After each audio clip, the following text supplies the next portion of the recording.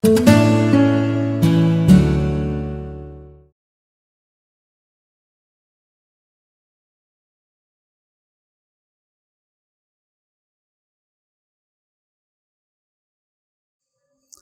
problemas de la seguridad social en América Latina tienen que ver con el desarrollo histórico de nuestros países y de los problemas en América Latina. Es decir, la seguridad social nace en un momento histórico del desarrollo de América Latina y como todas las cosas cambian a lo largo del tiempo, hoy tenemos otros perfiles demográficos, otros perfiles epidemiológicos, cuestiones de financiamiento, cuestiones de expectativas de vida que hacen que signifique repensar estas cuestiones, lo cual no puede implicar bajo ningún punto de vista dejar de lado el tema de la seguridad social, porque es parte de los derechos que surgió del movimiento de los trabajadores y es una forma de dar cobertura social a los sectores más desposeídos de nuestros países. Lo que sí nos obliga es a repensar en otro contexto histórico la seguridad social sin que pierda su sentido histórico, social y de derechos.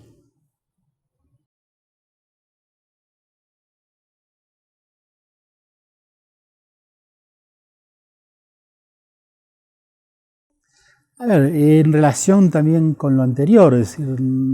América Latina en general tiene un problema de institucionalidad que en parte estuvo dado por la sucesión de golpes militares,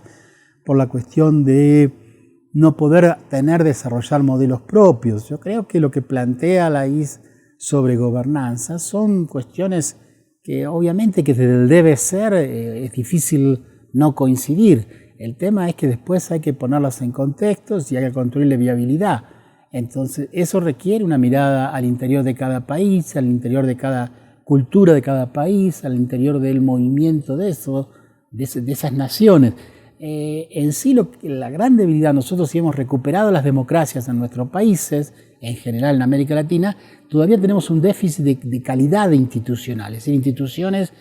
que sean fuertes y un déficit de ciudadanía. Entonces, esas cuestiones se construyen desde distintos lugares. Los principios de la gobernanza fueron pensados desde países que están en otro nivel de desarrollo institucional y en otro nivel de ciudadanía. Por lo tanto, no pueden extrapolarse mecánicamente porque cometeríamos errores históricos en nuestros países de copiar modelos que no son propios y, como decía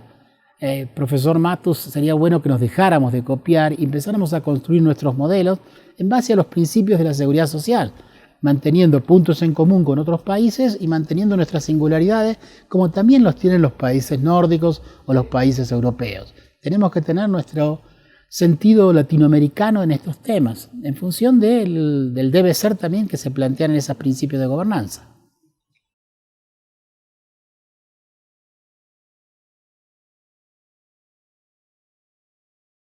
Bueno, yo creo que el problema que tenemos, ya lo dije, de la calidad institucional y también que esos trabajadores que están en esas instituciones entiendan y hagan propio la concepción que son servidores públicos. Es decir, que el motivo de su trabajo es el brindarle un servicio a esos beneficiarios, que ese es el sentido de su trabajo. El sentido de su trabajo no queda en el puesto, en el simple empleo. Si solamente lo ven como empleo, terminan sacrificando el propio trabajo. Hay un trabajo profundo al interior de cada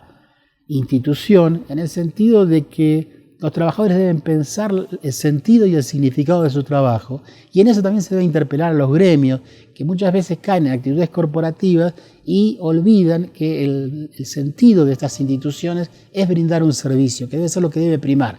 en las autoridades, en los trabajadores y en los representantes de las autoridades y de los trabajadores.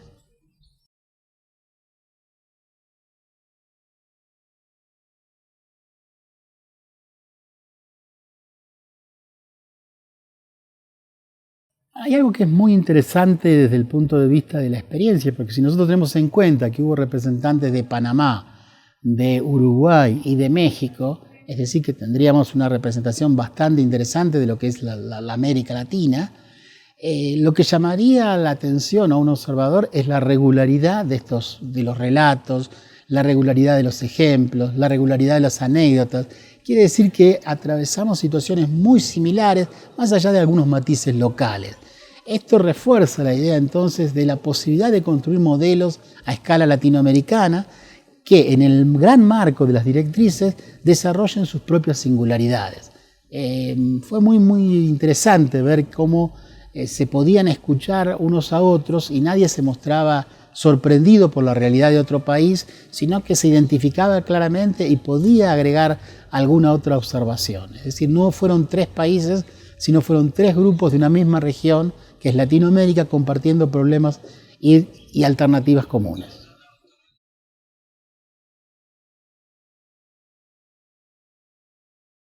Bueno, para mí siempre es muy rico esta cuestión, porque bueno, como todo docente, en el proceso de enseñanza termina aprendiendo, siempre hay miradas, anécdotas, reflexiones que uno mismo hace en el intercambio, como fue una dinámica de taller, uno queda expuesto a